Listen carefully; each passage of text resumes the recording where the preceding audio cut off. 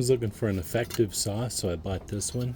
It's a folding saw. It's got a button here that you push to release the mechanism, so now it'll open and then it locks into place. As you can see, the teeth are aggressive.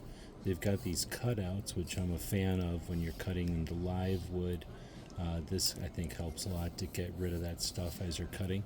It's not a very thin, or not a very thick, it's a pretty thin blade, and I think that lends itself to doing pruning work and that kind of stuff. This would be a good one for around camp. This one would be a good one if you're up on a ladder or climbing up a tree or something to do some pruning. I think there's an ergonomic shape to it that's going to help with kind of the angle, so that you get a good angle as a good purchase when you cut. And then when you're done, you can push that. It's going to allow it to fold back down. The whole blade part goes into the handle, and then there's a place here you can put a lanyard or some kind of a tether. Pretty handy, and it's very lightweight. Easy to see if it falls too. Hope this helps.